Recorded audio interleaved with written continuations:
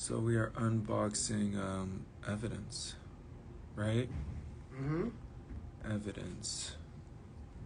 And it's including cell phone. Okay, boom, post. And then we'll pin that. What's up? All right, so here I'm with Attorney Rosenberg. As many of you know, September 6th, I went to a protest at the Sheriff's Department in Inglewood, off Imperial. And at some point, the sheriffs said that there was an unlawful assembly. And at the same time, they were shooting things that, were causing us to cough, our eyes to water, just to be in fear. So someone let us in their home. And at some point, as time went, I figured I could go to my car, go home. And on my way to the car, that's when the sheriff stopped me. And Sergeant Moeller was there. And that's when I had the dialogue with him. He said something like, sit there. He said something like, I'm not going to arrest you. And as time went, he seemed to even confirm that my car was just behind him. I was alone. I was holding two signs that said, I am media and always film the police. And I had my phone, I had my keys and my wallet. And soon after, he asked me what my name was. And when I didn't respond, he said I failed his attitude test. Punching back. No, that's when you got grabbed. That's when I got grabbed. Absolutely. Right. When I didn't answer his attitude test, it seemed like that was the reason I was being arrested. I didn't answer, my name. And so at that time, they hit my phone out of my hands. It went to the ground. They started stepping on it. And one of the officers picked it up, and I was taken by two officers, and I was walked literally across the street to the jail where I spent the night. And one of the officers walking me was holding the phone. And he was actually turning the phone off, and I had this dialogue with him saying, please don't turn my phone off. He said, I'm turning it off so that it has battery when you get out of jail. That's what he said. And, I said, please don't turn it off. He did anyway. When I got out of jail the next day, they gave me a slip to sign and look over regarding my property. And at that time, I'm wanting to get out. It's not a time I'm wanting to discuss things. I'm not wanting to, it's like they give me a piece of paper, they say sign it. And I noticed, though, it didn't have a jacket, which, was something I was wearing at the time, which was obvious. There's no jacket. It's a big thing. So I wrote jacket on it. They were obviously annoyed and saying, like, do I want to stay there longer? They took the paper away. And when I looked at what was given back, my wallet was there, my key was there, but my phone was not. And so they had taken this paper away without me acknowledging really a phone was even written down, and no phone was in my hand. I asked if I could get my phone back in that time. They said no. And that was over 6 months ago.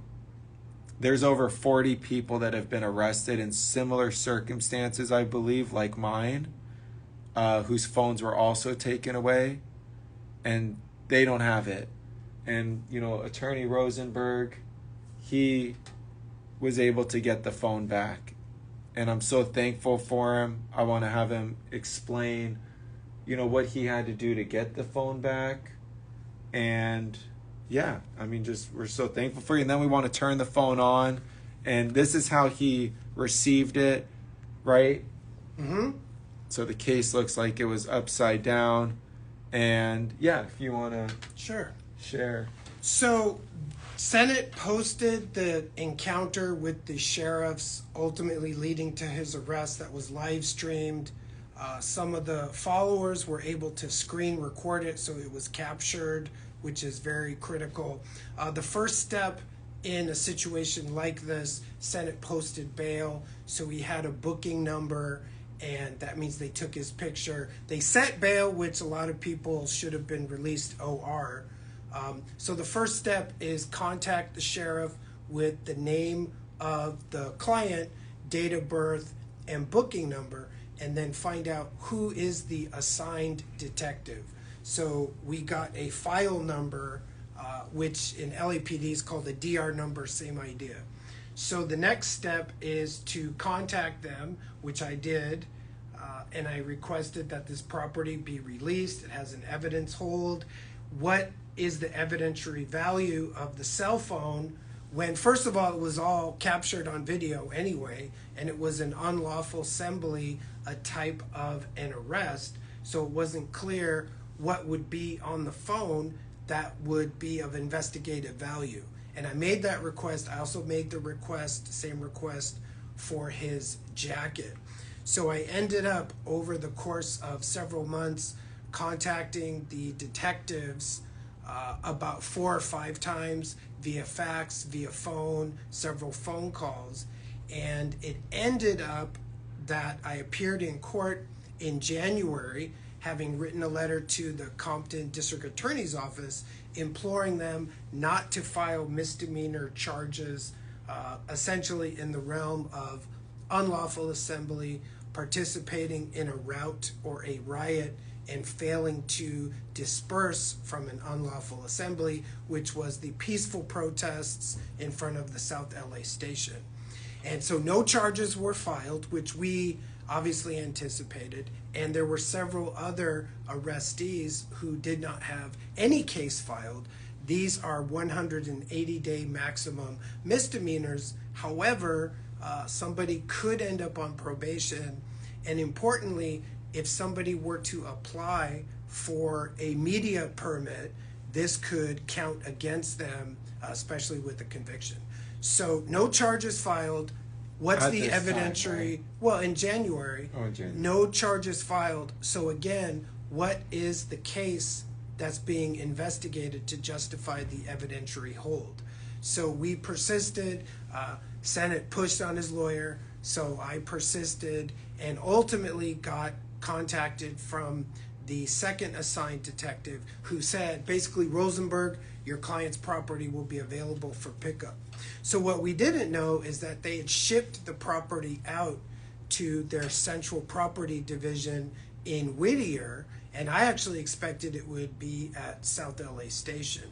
So we had to do several rounds of communication to get me listed as the owner of the property so that I could pick it up on Senate's behalf. So I did that last Friday, and we did a post on that. But what we haven't done is actually see the condition of the phone. I powered it off. So here's the unboxing moment, and a lot of people are concerned. What's on the phone? Does it have a tracker? Does it have a bug? So here we are in real time, unboxing the phone. Here, let me see if I could put that here.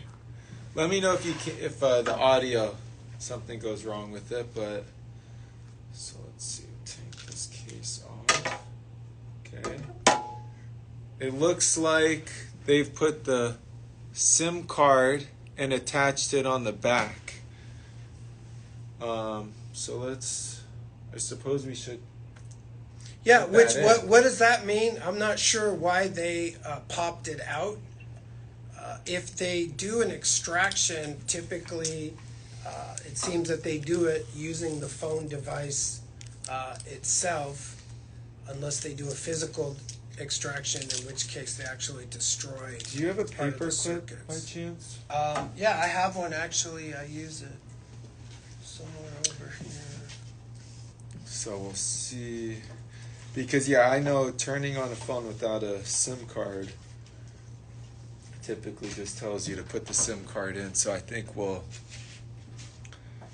wait. Yeah, people say they don't trust the phone. You know, I always have one here. Just give me 1 second. Oh, no problem. So to get this phone back, just so people understand, this took multiple phone calls, emails, faxes. Is that correct? Yeah, and the sheriffs kept saying, when I requested the release of the property, well, that's not going to happen. And I was Do you told mind that sharing more than once. Do you mind sharing the names of? Well, okay, so It's for you know. for our file number, it was assigned to Detective Bidrio as well as Detective Lespron, and it ended up that the latter law enforcement officer was the one who processed the release. So Senate had mentioned that there are 40 to 50 other people whose property is booked and not released. We are informed by the National Lawyers Guild that there's one other journalism student whose property phone has been released.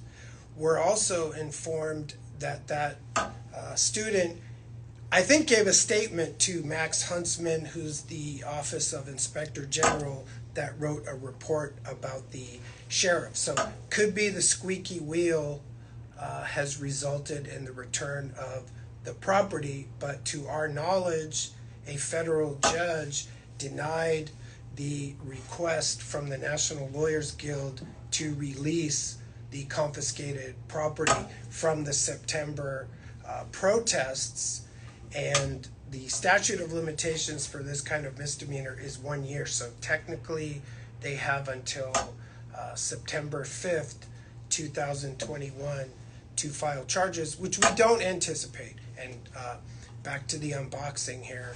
So here we go. iPhone has not been backed up. What does it say? Is it in airplane? 4 weeks. It says in 4 weeks. It is in airplane mode. It is? It is in airplane mode. Okay, well that's interesting. Hold on, let's just we're also doing a recording over here just for let's just make sure we get that. So it is in airplane mode. Okay. I was told specifically, right? We were specifically discussing, and before I even swipe right or see what happens next, I just want to make one thing clear. I was live streaming, right? I was live streaming on Instagram in a place that I was not connected to a Wi-Fi network. I was using my cell reception, right? My 5G or whatever it might have been, to be connected to that Instagram live. So it's not possible. I guess I say all that to say it's not possible to be Instagram living on airplane mode, especially without being connected to a Wi-Fi network. I know for sure then it's not feasible. And you want me to explain what Please do. possible significance of that? Please. So I mentioned a cell phone extraction, and I read reports where the law enforcement operator will say, I put the device in airplane mode. Device means phone. I put it in a Faraday cage, which means it can't get any signal. And then I hooked it up to the Celebrate equipment, and then I started the extraction. So I mentioned, let's see if it's in airplane mode, which could be an indicator that there was an extraction done. Was there an extraction? I don't know. That would require a separate search warrant.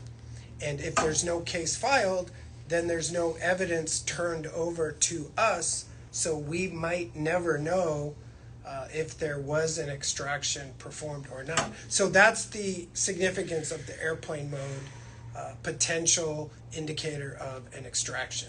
Also, I just want to note something that I don't typically experience, and I'll show my other phone. If you see here, Attorney Rosenberg, see how the phone, it's not clickable?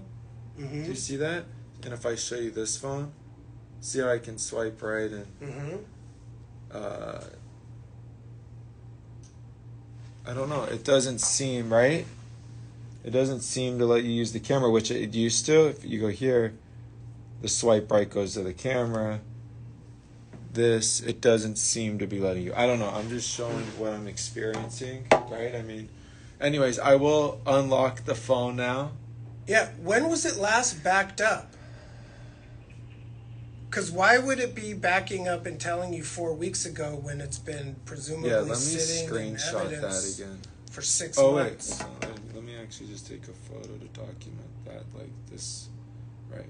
That's a incredibly good point. That it is saying something about the iPhone hasn't been backed up in 4 weeks, period. Backups happen when this phone is connected to power, locked, and on Wi-Fi. I would have expected something more like 5 months, 6 months, perhaps. Yeah. So, I mean, yeah, that's strange. All right, well, I'll swipe right. Password.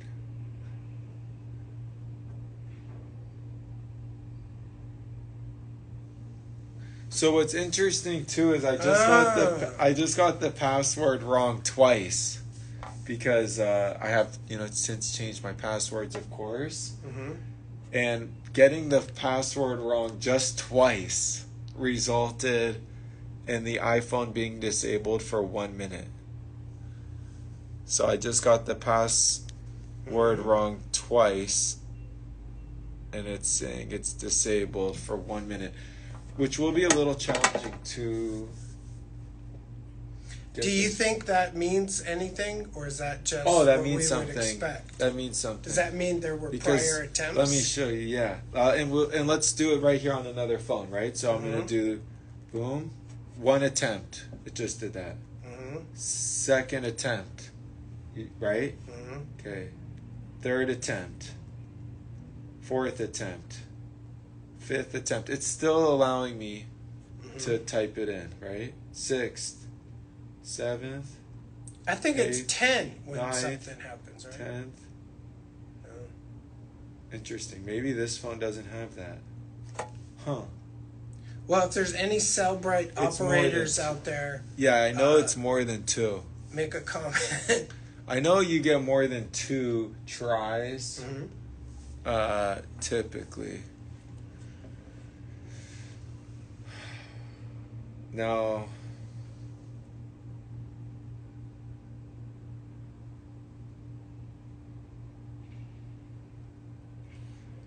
the worst part is I should start writing down what passwords I'm trying. Mhm. Yeah, there's a Right. pad over there. Where? You can use that pad. Should I just take Yeah, a just piece? bring the whole pad. Oh, cool.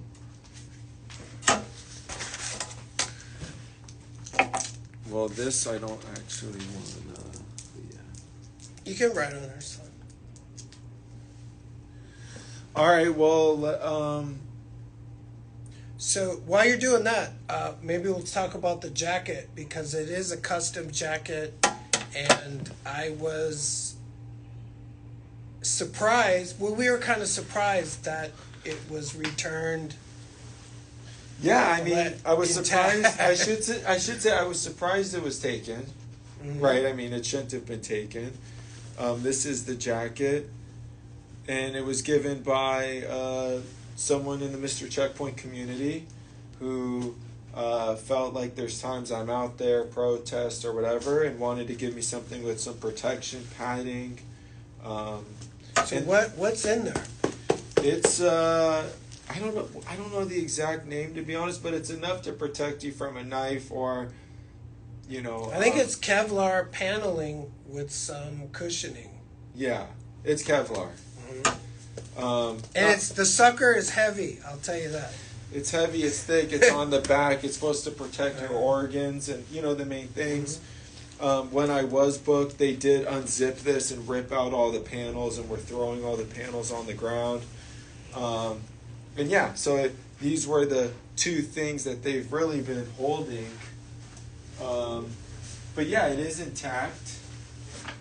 The Kevlar panels are inside. The phone's going to be a tricky situation because where we're at now is I've gotten the password wrong 3 times. And on the 3rd time,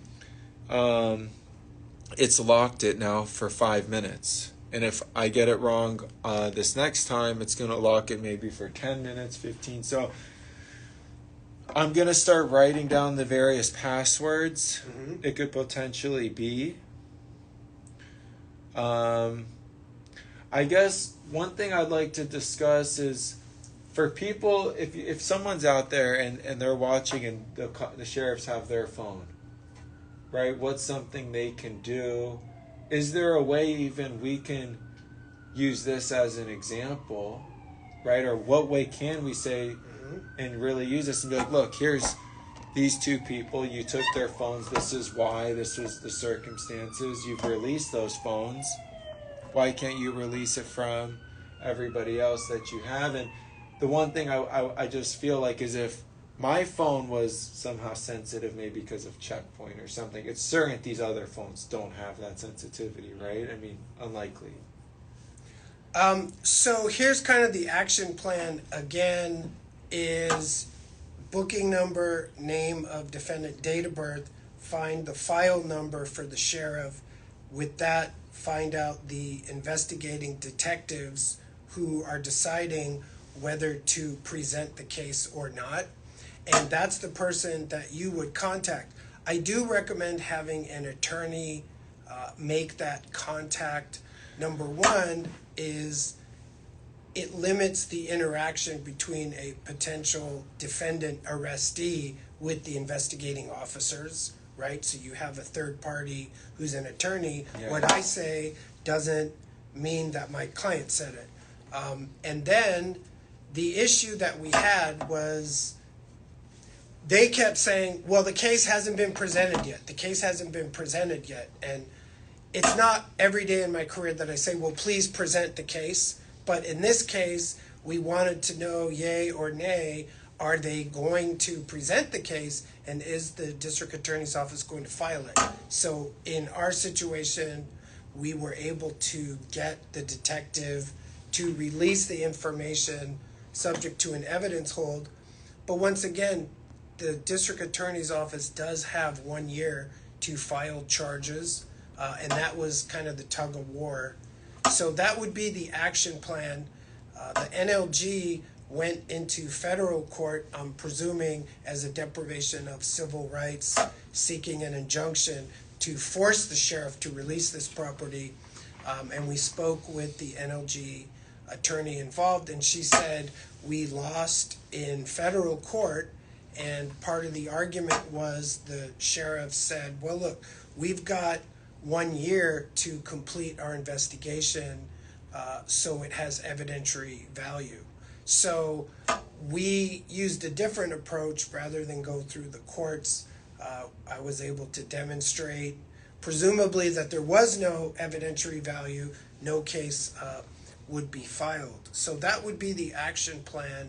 And there's other items of property, too, that were booked into evidence on behalf of different people, clothing, backpacks. And I understand that NLG did get someone's car back. There was someone's like truck that was used, but I don't believe they've been able to get any of the phones in particular back. And I'll say that Attorney Rosenberg, I mean, he's very humble and whatever, but he was literally giving an outline and a plan of attack that he's used. And I mean, they were so thankful for his time because, and I know there's people literally in here because I see them commenting.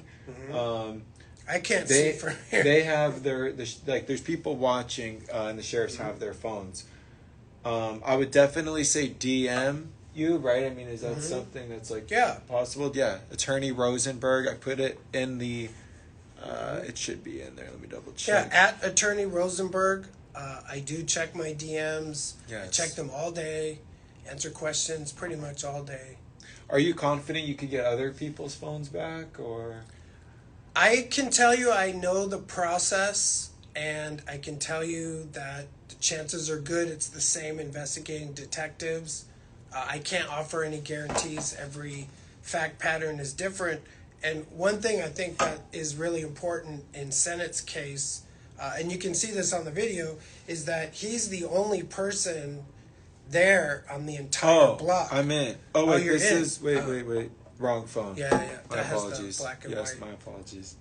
So he's the only one on the sidewalk, and the next closest person is hundreds of feet away. So my position is, assuming they declared an unlawful assembly at some point, he's all alone.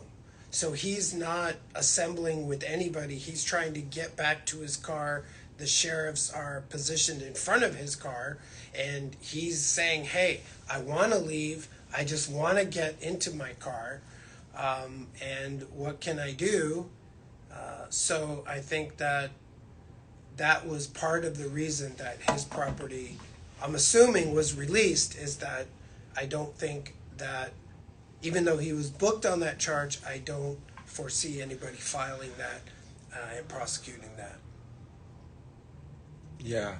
No, exactly. Well, you're amazing. I mean, but do you think though that getting the phone back had to do with that specifically, or no, not necessarily, right?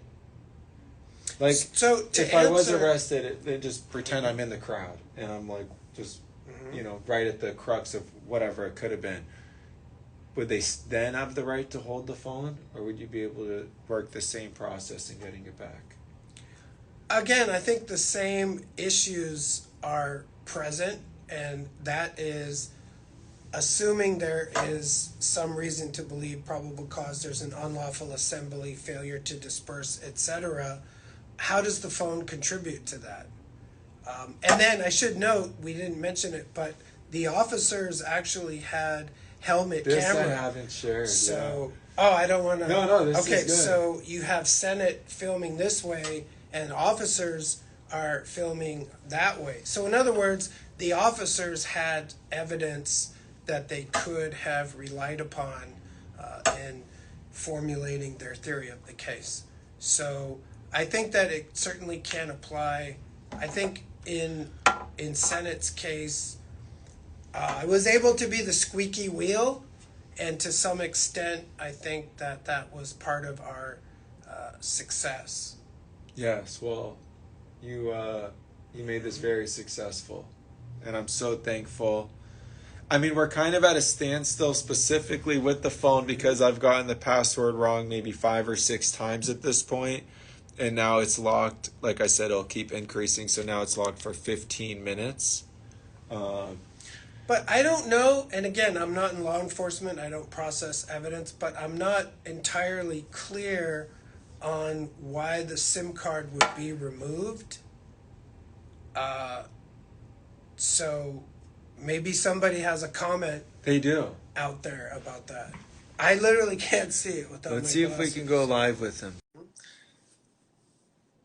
I don't know, and I'm not, if you can't go live now. Oh, wow. So if you do it, he's been.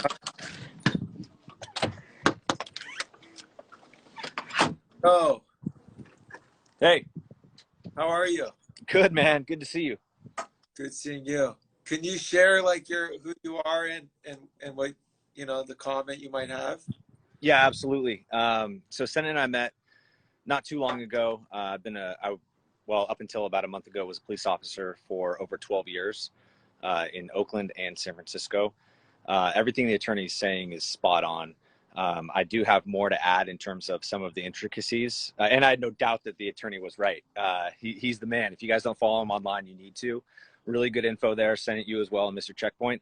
But I absolutely think we could do a video about evidentiary value of the phone and arrest procedures, etc., as it pertains to protests.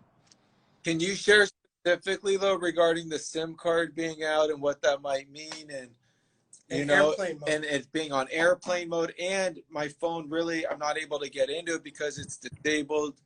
Is this a worry? Should I not have it around me in the car? What are your thoughts? Airplane mode is for several reasons. What they might say is that it's because they don't want you going into the phone remotely and removing any sort of evidentiary value, right? But also because it could prolong. So if you don't do that and they do want to dump your phone or extract your phone, when I say dump in the comments, it also means extract, same thing the lawyer's saying, so that you can't remotely manipulate that. So, my best guess is that your phone quite possibly could have been dumped, and a public records request for reports written by the investigating officers would be helpful in determining that. And that's CPRA for people out there who would like to Google it, California Public Records Act. But not much is saved on the SIM as far as I know, other than like contacts and right? I mean, So data is saved on your physical phone and then also on your SIM card, right? So if they wrote a search warrant and that search warrant was granted, first of all, I'd love to read it, but it would cover the data on the physical phone, the hardware itself, and the SIM card, if that makes sense. Which is why they had to extract it, right? So they can do multiple extractions from the physical phone and from the SIM. But why would they take the SIM card out from the phone if it's evidence, and is that, to me, that's kind of an intervention. I'm not clear on that. Right. Separating the two, putting in airplane mode, separating the two would preserve it on their end. I mean, it could be a procedural thing. It could be new technology. It could be extracting from the SIM versus extracting actual from the hardware of the phone. So your guess, did they see what's on the phone?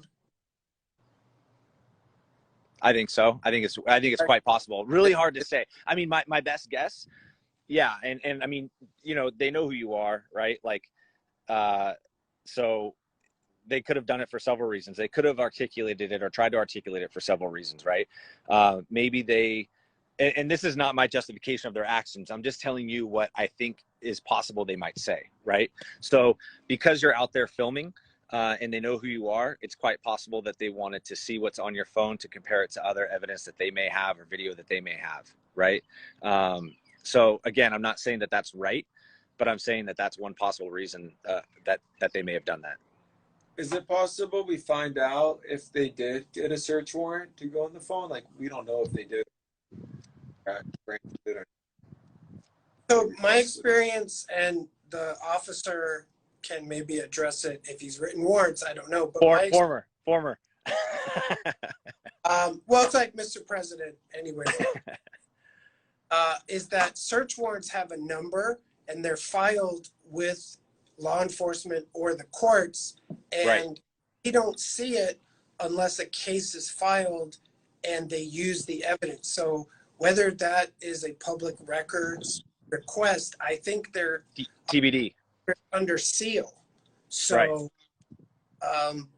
But you can still request it, and then you could be blocked, and they'll say, hey, this is sealed, we can't give it to you yet. But because, like you mentioned, they have that 1 year, there's very little they have to give up within that 1 year, because they could, it'd still be under investigation or, pending, etc. Right? There's that 1 year timeline. So until that passes, it's going to be pretty easy for them to give up very little information.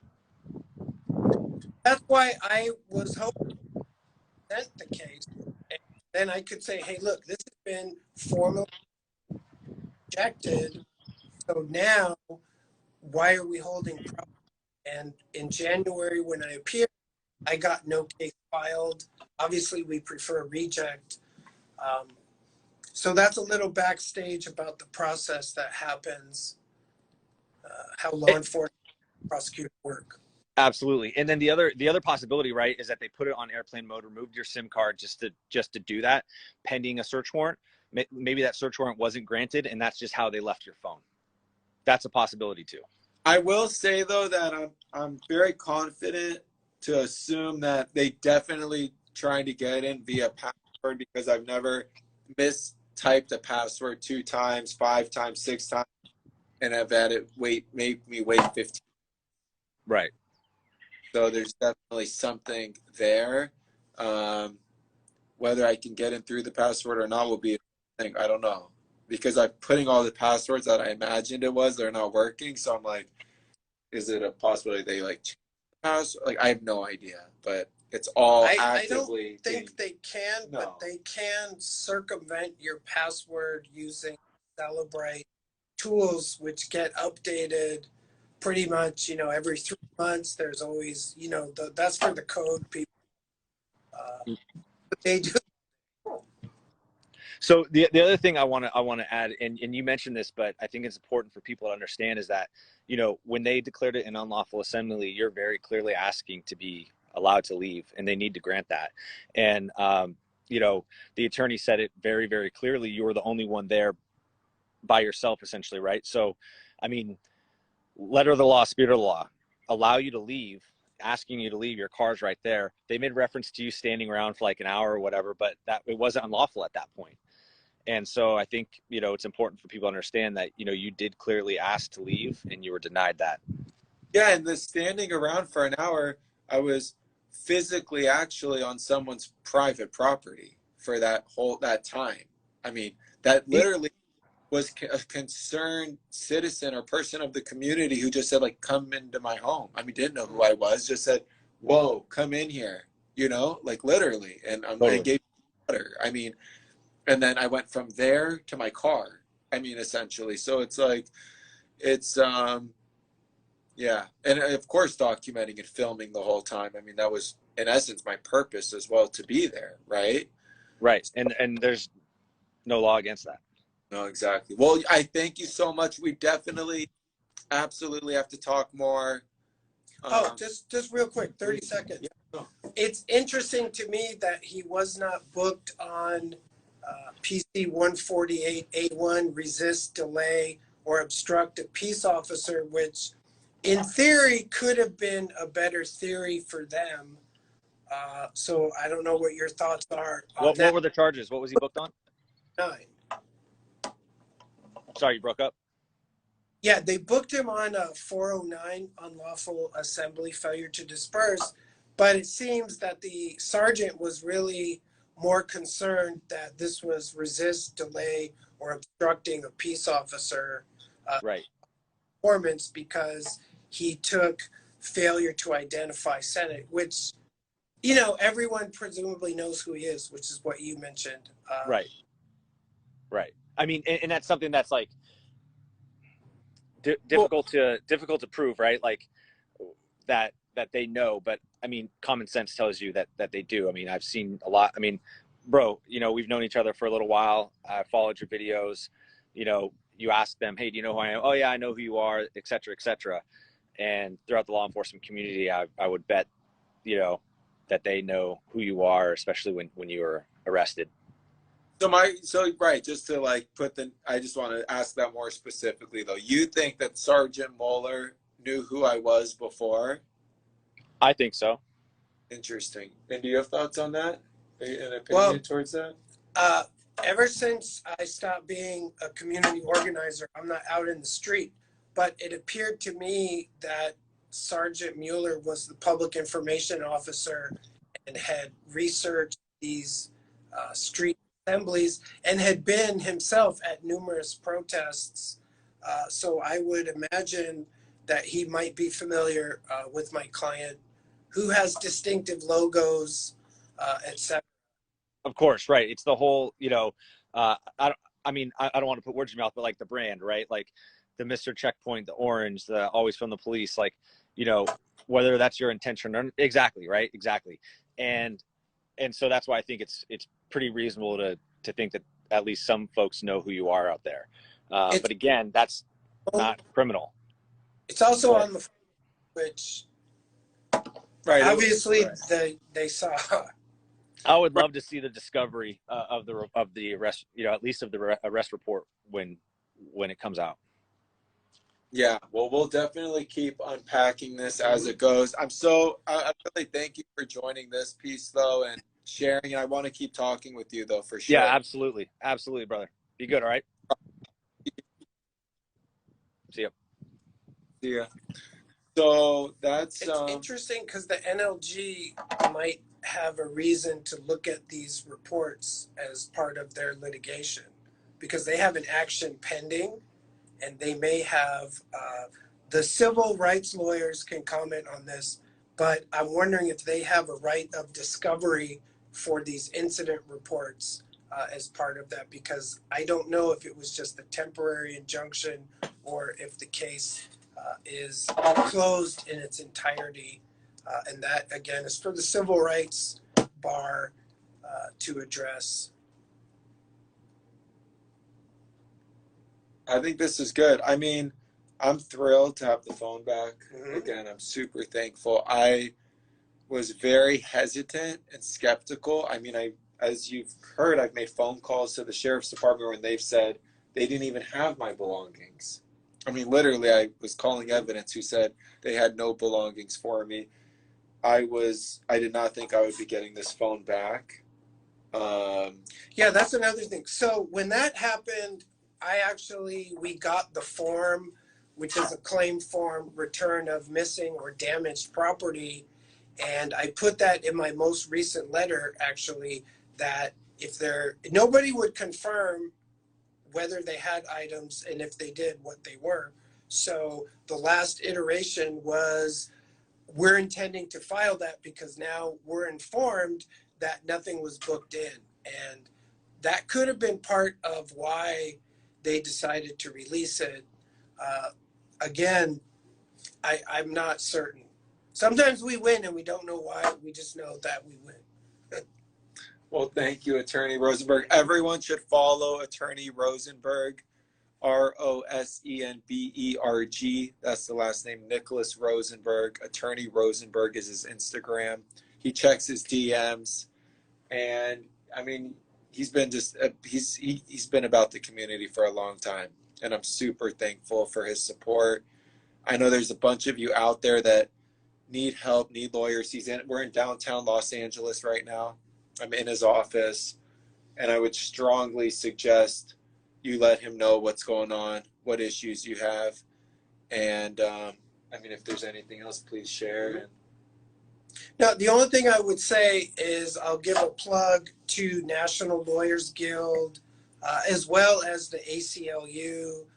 These are often pro bono civil rights attorneys who have done a lot of great work. I'm a criminal defense attorney, and I don't cross into that realm. This is for gentlemen like Ben Crump, folks like that. So they have definitely been part of this, organizing the same community and filing litigation on behalf of several arrestees. So I want to make sure their efforts have been acknowledged in this chapter as well. Beautiful. Thank you. If you guys have questions, Attorney Rosenberg, you can always DM me. I'm going to save this video, and I'm going to post it as like an IGTV, so that, again, we can keep engaging. Use the comment section as a way to like ask questions. I know Attorney Rosenberg is always in the comment section, and it's a great way for us to keep the community thriving. All right? All love. Peace.